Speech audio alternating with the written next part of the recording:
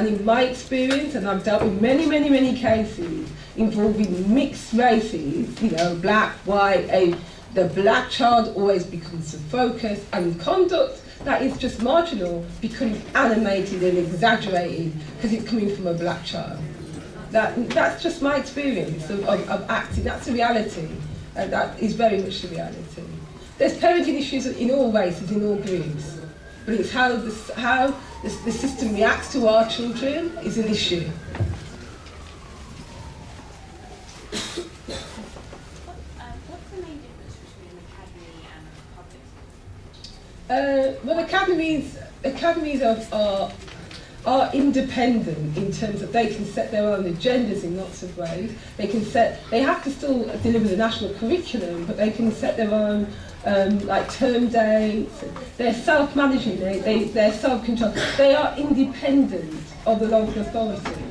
So they're given money from central government to deliver education, but they're not managed by the local authority. They're their own admissions authority. You can apply to them and they will organise the appeal and all of that. So they like to say we're independent, but like, as I said, they are not in a true sense. Like an independent school, you can't judicially review Dunwich College, for instance. They're an independent, they're a private organisation, so you can't take them to the High Court because of the way they fail to admit your child or something like that.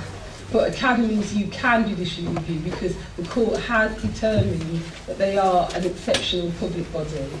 So because they are solely financed to deliver education for the public, they're financed by the public to do that. They often have their own other sources of funding, but their main source of funding is public money. I recently took a group called Gengar, Overt Enterprise on a by association, which is disproportionately putting black people in prison. We went to the Supreme Court last month, so we got Overt Enterprise amended at some stage. What do people need to do to mobilise themselves to get out and do something? Because that's what I think people here want to hear. What action needs to be taken? It's all good and well giving us statistics. We know that institutionally, every institution is racist towards black people. Health service, education, prison system, court system, it's nothing new. Like the woman just said before, nothing is new here. I want to know what, as a solicitors do, how do we mobilise? What do we bring to the Supreme Court? Well, we're going to deal with that next. That's next on the agenda. Thank you very much. I'm leaving early. So okay, it's next. Go ahead.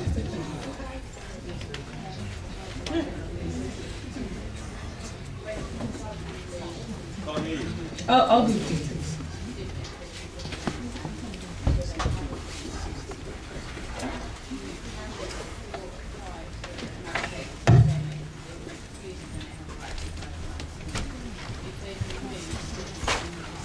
She's got my card. This lady's asking if a child's been directed off-site to an alternative provision, can they apply? Can she still apply for new school plans? And yes, you can. You can even more so. You've got more right in terms of there's no exclusion. There's nothing stopping you from being considered. Yeah. Okay. So thanks. Last question, and then. I was wondering about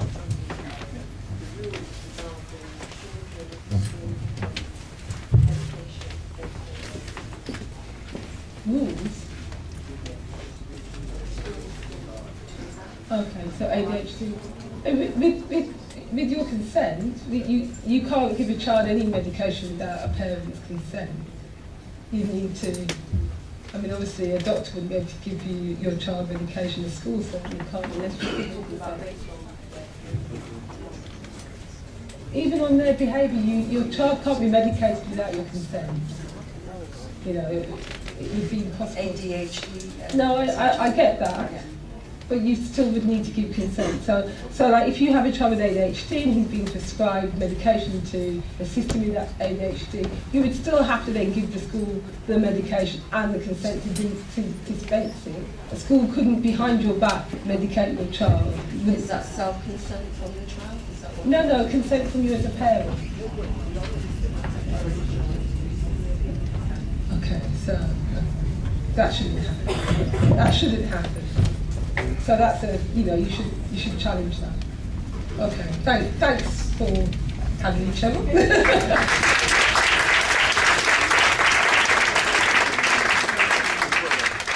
Did you guys have your notepads and pens out? I saw some people writing, make sure you take notes because everything here is important.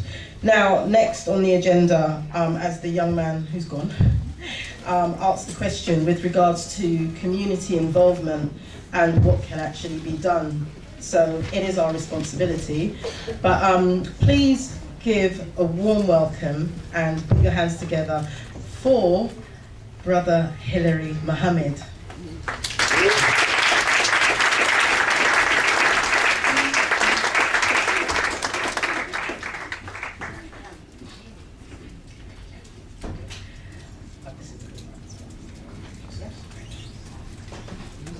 Evening, everybody. Those of you who know that I am a follower of the Honourable Minister Louis Farrakhan. Assalamu alaikum. Which simply means peace be unto you. How is everybody? I can't hear you, sorry. How is everybody? Yeah, listen, I know it's Friday and we've all had a heavy week, but we are here to produce a mastermind. And as we're all here to focus on the problem at hand, then with all of our brain power working on this problem, can we resolve it? Maybe. Yes. We're all clear on why we're here, yes? That's not everybody. Are we all clear why we're here? Yes. Was anybody tricked into being here? No. So if nobody was tricked into being here, we are here to solve a very specific problem, right? Yes? And we are going to enjoy solving this problem, right? So we're not going to be miserable. We're going to enjoy resolving the problem, because in order for us to bring about the right thoughts to solve the problem, we got to be in a certain state of mind. Yes? All right. So first and foremost, Sister Cheryl, we have to thank God Almighty for this sister. We have to thank our ancestors for this sister, because it's very important for us to appreciate when something happens in our life that is or could be defined as negative. There's always an opportunity within it to grow exponentially. God Almighty allowed our sister to go through what she went through to place her in a position where she was faced with a dilemma. Does she allow what these demons did to her children in that school to crush her, or does she take them on and crush them? Yeah. Can't hear you, sorry. That was her dilemma. So she didn't take on a victim's mentality. She took on a mentality as a victor and has been fighting them ever since. And because she did not become a victim, we're here tonight. So we got to thank Almighty God and our ancestors for this black woman here. So give her a big round of applause.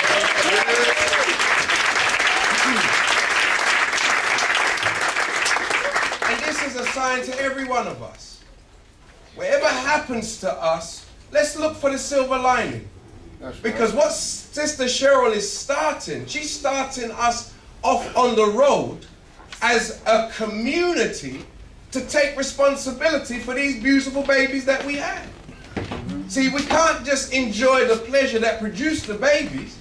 We have to now enjoy the growth and development that will lead them towards fulfilling their destiny. Yes? Now, we have to fully define what's happening here. Who reads the Bible? Can I see your hands? Who knows something of the Bible? Can I see your hands?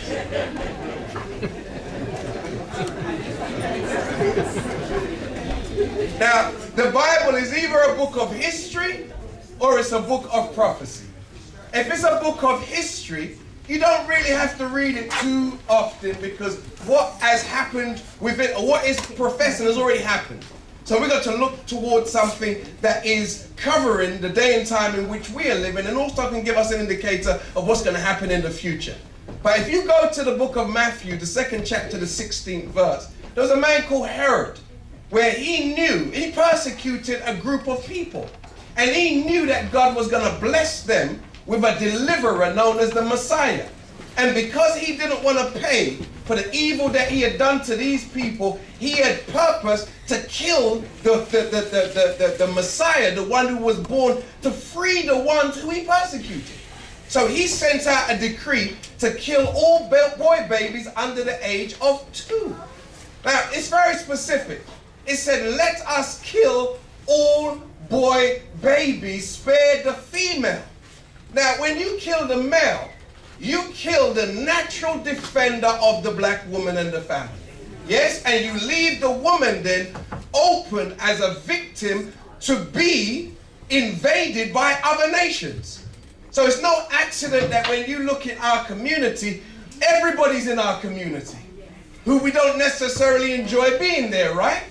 Why? Because the male is not doing his job to protect the woman and the children, right? Now let's look. The male, most of our boys are being expelled. All right. Now, our young brothers are a different set of young brothers than we were back in my day. Even though I look like a young brother, I am at heart. But I've been on the planet nearly a half a century. Come on now. Yeah? With 4 children and 3 grandchildren. Yeah? You would never know unless I told you, right? But all of that to say, I have a son who's 30 years young.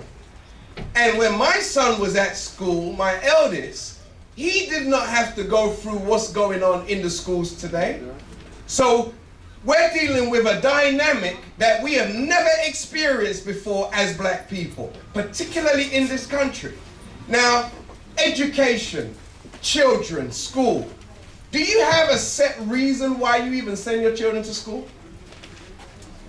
Raise your hands if you have a goal for your children before you actually send them in the morning. Or are you expecting the teachers and the school to shape a future for them? Who has a goal in mind for their children? Yes, sir. Don't make one up now. I'm talking about from back in the day. So when you are preparing to send your children to school on Monday, have you got an aim and an objective and a purpose in mind of what you want that school to bring out of your child to help them along the road to the objective that you have in mind? Raise your hands if you think like that. Now, if you think like that, you are some of the most superior people in our community. Come on. And if you think like that, 9 times out of 10, you should know that the school, for the most part, that you do send your child to will not cultivate them to achieve the objective you have in your head. Yes? So if you know that the 37 bus goes to Peckham and you want to go to Harlesden, why would you jump on the 37 bus? Unless you just want a joyride. Everybody all right?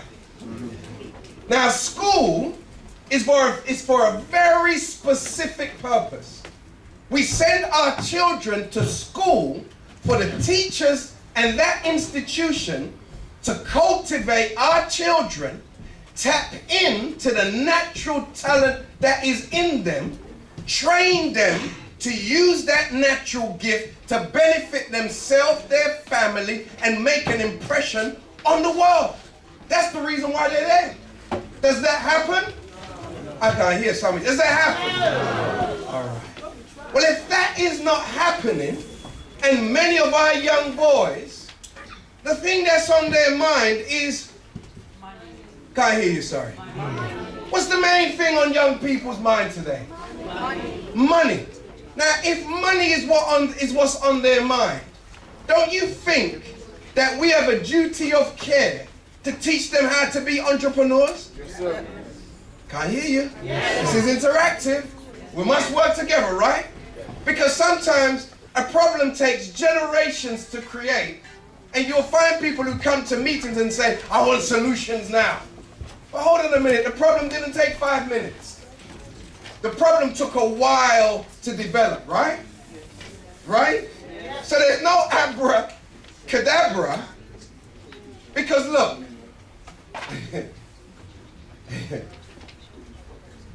What would you say to me if I said God himself didn't want these Caucasian people teaching our babies anymore? I'll say I agree.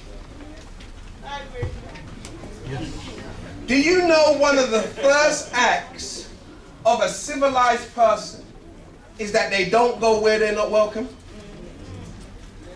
When you're not civilized, you push up yourself in places where you're not welcome. And then when you end up somewhere where you're not welcome, guess what you're inviting to yourself? Disrespect. Can't hear you. Disrespect. Yeah? Because someone has already told you, I don't want you here. And then what do you end up doing? Pushing down the doorman and say, I'm coming in anyway. Everybody all right? You call that kind of behavior uncivilized. As black people, we gave civilization to the world. Now, if we have given civilization to the world, what is God calling us to, brothers and sisters? He's calling us really and truly to withdraw ourselves from those places that are not treating us well and that are not helping us to achieve the objective we have in our minds for our babies, to take responsibility and build our own. Can I hear you? Do you know that it's easier for us to build our own school than to overturn all the exclusions in theirs? Do you know it's actually more pleasurable for us to build our own than to be fighting with somebody else to be a part of theirs? You look at your parents. You know how much manners your parents had when they came to this country in the 60s and 70s? Do you know why that is? Their teachers looked like them in the Caribbean and in Africa. No? Go speak to your mother and your father or grandparents, young people, about their time at school in the Caribbean or in Africa. And ask them how many exclusions were there. None. There's no exclusion in the Caribbean. Problem, you fix that. Yes, sir. Come on. Bad behavior, you fix that. There's no challenge for no teacher in the Caribbean. That's no insurmountable problem in Africa. No, you resolve that there and then. And guess what happens when parents come? They thank the teacher. And then they reinforce the teacher's actions. That's right. Yes? Because children are supposed to go to school to be cultivated, to grow into their brilliance. Yes, yes, yes? But we're here in England as 1.5 to some say 3% of the population, and as a small minority, do you really think they're going to take us seriously?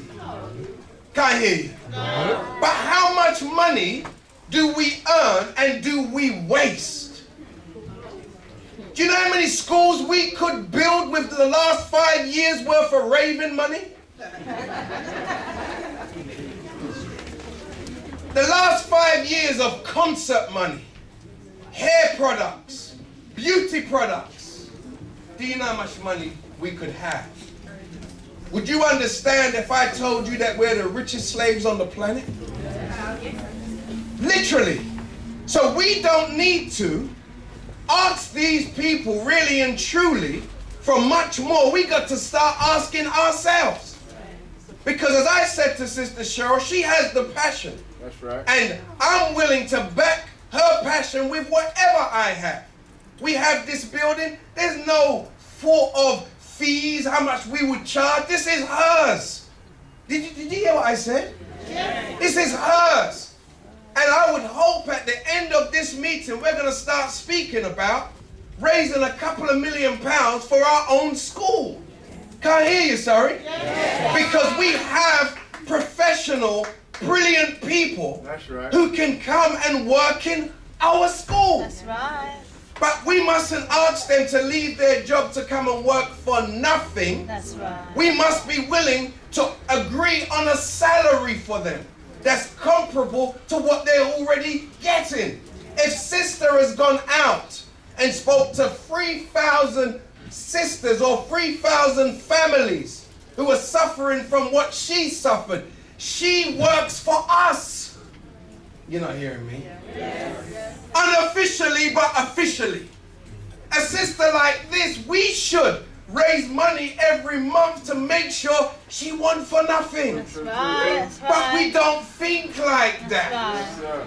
We think that our people must just sacrifice and their bills are going to be paid by abracadabra. Don't work.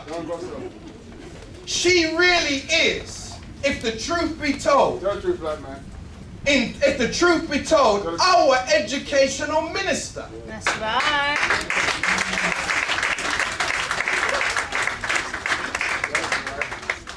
It's not just the Tories have ministers of education, Yes, sir. or the Labour, right. or Liberal Democrats, because whoever their minister of education is, don't represent us. That's right, man. But she represents who? Us. Can't hear you. Us. Who? Us. And we know if we send her to represent us regarding these issues, she's not going to get hooked on the tea and the biscuits. Yes. You want more than that. She's going to represent the issues. Are you hearing me? So I'm going to close with solutions. We are launching a program because we had a school here for over, 18 years at Muhammad Mosque. And it was one of the first registered black independent schools in the country. Ofsted would come every year and sit down and always had to give us good write-ups all the time, every year. And we set our school up on Angel Town Estate. We weren't interested in Knightsbridge and Chelsea because we don't have no children there. You understand? And we're not scared of our brothers on these estates. Those are our brothers and sisters. That's right. And you mustn't run from your people. That's right. Because that's one of your brother's sons and one of your sister's sons or daughters. And if we embrace our young people as a member of our family, we don't have no problem. When I was a young boy, my mother's friends, whenever my mother caught her friends' children doing things that weren't right, I remember her saying to me one night, Larry, make we go on the corner. And we walked round to Miss Dale's house. And the purpose of Mama going to Miss Dale's house was to tell Miss Dale what she saw Miss Dale's son doing. And as Miss Dale called her son, now remember, she's carrying me. I didn't know why she carried me, because there's 7 of us. But the older and the more mature I get, is the more I understand her subtleties. She was taking me so that I could learn a lesson that without her having to say. And when Miss Dale called her son, Miss Dale had to beat that boy's backside in front of my mother to prove that she was interested in disciplining her son. Can't hear you, sir. Yes, sir. Yes, sir. She couldn't say, well, Miss Robertson, we will do it a little later. No. I'm reporting something to you. You know I'm a woman of integrity. May I sit down here with my son? Take care of the business. And she beat the boy behind me. Now what was she telling me? If Miss Steele ever knock my door and tell me anything out the road, start treating this. She was giving me the lesson. And black people don't like embarrassment, do we? Can I hear you? My mother had 3 jobs, 7 children. My mother used to take me to school in the morning until I was 11. That's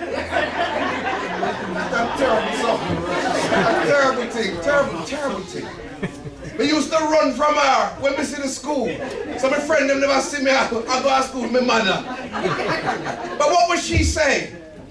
I drop the children to school in the morning, I go to my first job. I leave there at 2, pick them up at 3:30. Take them home, give them their dinner, I go to my second job. Okay? Come back home for 8:30, then got to be up for 4 in the morning to go to my third job. Cleaning in the morning, ICI in the afternoon, and cleaning again in the evening. 3 jobs a day. And there was 7 of us. 7. Clean underwear every day. Yes, sir. Cooked food every day. Yes, sir. Friday was fry up day. Listen up now. Some of you know what I'm talking about. Monday we would eat Sunday's dinner. Some of you know what I'm talking about.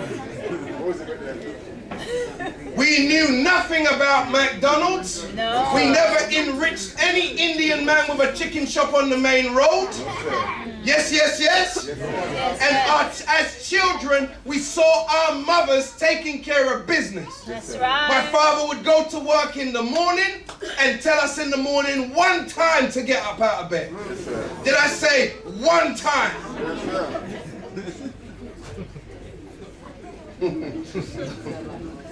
One time.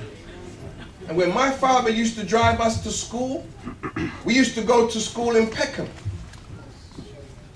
And my dad used to turn the heating on, but always turn it on freezing.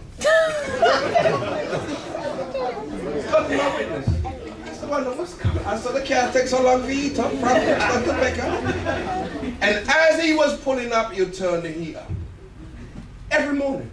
For years. What was he saying? This is not no joke thing. I'm your father, and I dare you to open up your mouth and I just carry. What was he doing?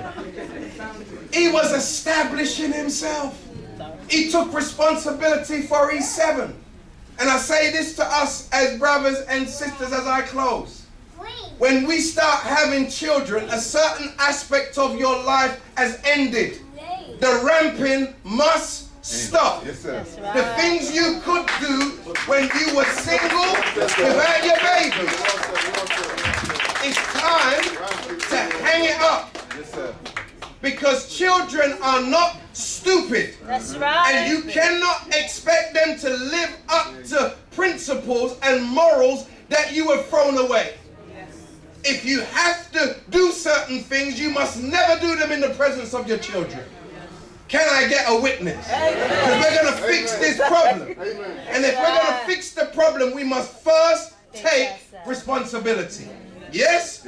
Claim what is ours. Our babies are whose? Ours. Whose are they? Ours. So let us, as an African black family, prove to the world that under adverse circumstances, we're going to rise to the occasion.